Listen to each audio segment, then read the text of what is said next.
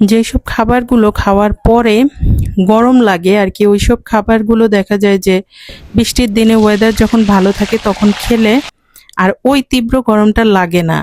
তো আমরা সবাই এইসব খাবারগুলো এমন দিনেই আর কি বানানোর চেষ্টা করি। আসলে যখন শীতের মৌসুম হয় তখন তো কোনো সমস্যাই হয় না, কিন্তু গরমের সময় একটু বৃষ্টি না হলে কিছু কিছু খাবার খেলে হাঁসফাঁস লাগে।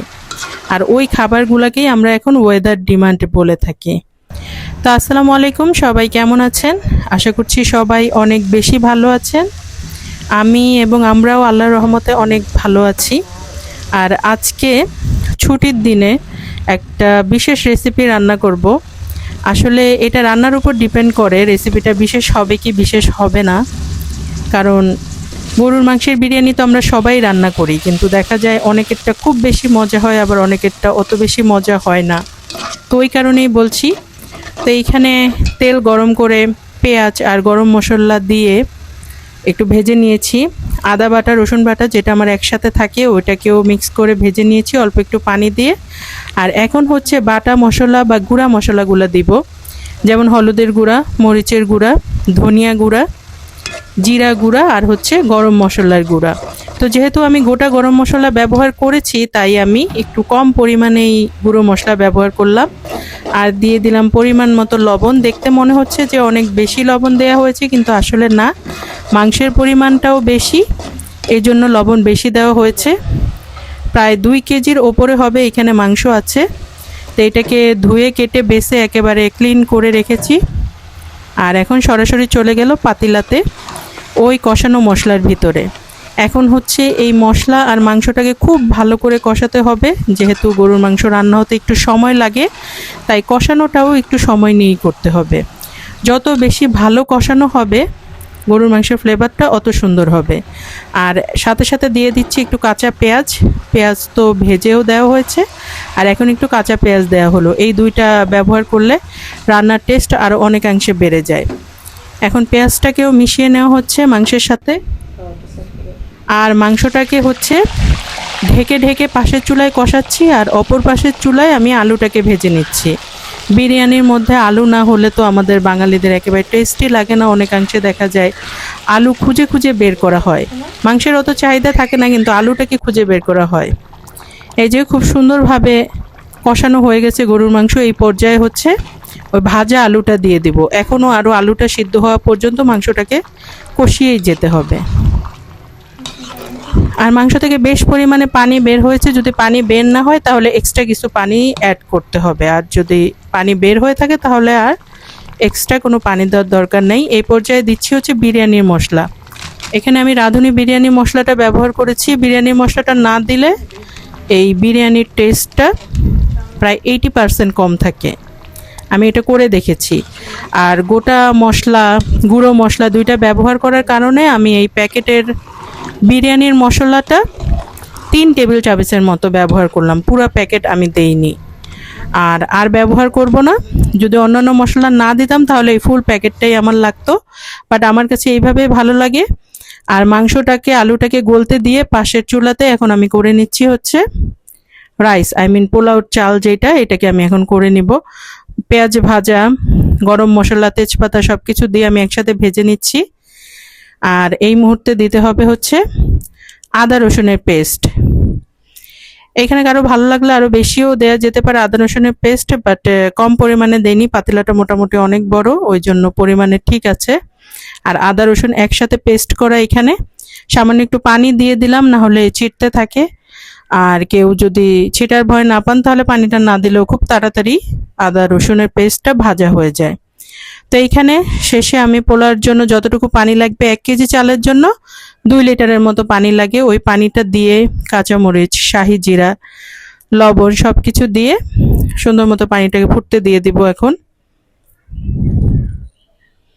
এই যে মিক্স করে নিচ্ছি সব কিছু।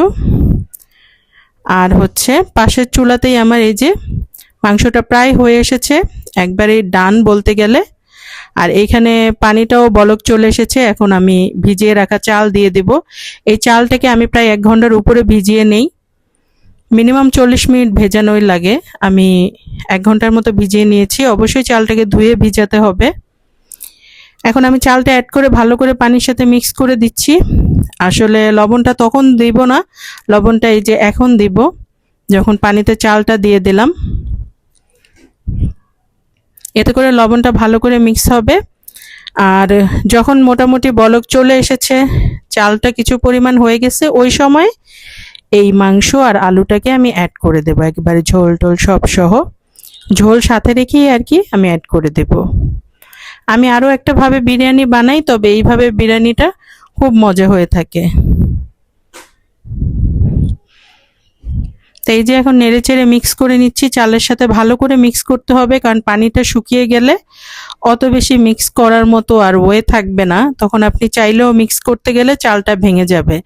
তো এই যে চালে পানি থাকা অবস্থায় মিক্স করতে হবে। আর দমে রেখেছিলাম প্রায় 15 মিনিট। এখন আমার বিরিয়ানিটা পুরাই রেডি, টেবিলে নিয়ে এসেছি। এখন একটু সার্ভ করে দিব। এখন আমার নিজের জন্য সার্ভ করছি, দেখি বিরিয়ানিটা কীরকম লাগে। বিরিয়ানিটা এত সুন্দর ঘ্রাণ বের হয়েছে। তো আগের মুরব্বীরা বলতো ঘ্রাণ অনেক ভালো বের হলে নাকি খাবার অত মজা হয় না, কিন্তু আজকে খেয়ে দেখবো আসলেই কি হয়। মাংসটা খুব দারুণ লাগছে, বিরিয়ানির ভিতরে কালারটাও অনেক সুন্দর এসেছে।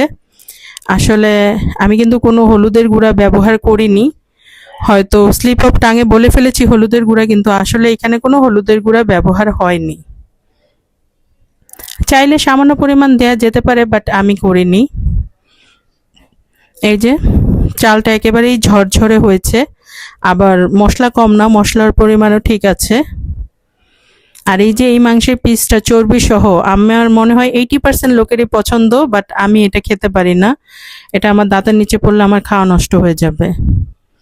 আর বাদ বাকি বিরিয়ানির মাংস যেই রকমটা হয় ওই রকমই টেন্ডার হয়েছে, আলুটাও ভীষণ সফট হয়েছে। আর আমি আগেও বলেছি, এটা এখনো বলছি, কাচ্চির মাংসের সাথে তুলনা করলে হবে না, কাচ্চির মাংসটা বেশি সফট হয়ে থাকে, বাট বিরিয়ানির মাংস অত বেশি সফট হলে খেতে মজা লাগে না। যেই রকমটা থাকা দরকার একদম পারফেক্ট ওই রকমটাই আছে। আমি গোটা একটা নেলা বানিয়ে নিলাম, নেওয়ালা যেটাকে বলে। এই যে খুবই ভালো হয়েছে, খুবই ভালো। মানে যে কোনো হোটেলেও এরকমটা পাওয়া কঠিন, একেবারে গরম গরম খাচ্ছি, ফ্রেশ রান্না করা, খুবই ভালো লাগছে আজকে বিরিয়ানিটা। আর আলুটাও অনেক মজা হয়েছে। এই যে আরেকটা নেওয়ালা করে নিলাম, খুবই সুন্দর লাগছে আজকে খেতে, এতটা ভালো লাগছে। আর এই যে এই পিসটা দেখা যায় অন্যান্য টাইমে মানে ছেঁড়া যায় না, এরকম একটা পিস, বাট এখানে বেশ ভালো টেন্ডার হয়েছে। এই পিসটা দিয়ে আরও একটা নেওলা বানালে খুব ভালো লাগবে। যাই হোক, আমি খেয়ে নিচ্ছি। আর ভিডিওটিতে এতক্ষণ পর্যন্ত যারা আর কি আছেন সবাইকে অসংখ্য ধন্যবাদ। আর আমাদের জন্য দোয়া করবেন, আমরাও আপনাদের জন্য অনেক বেশি দোয়া করি। আল্লাহ হাফেজ।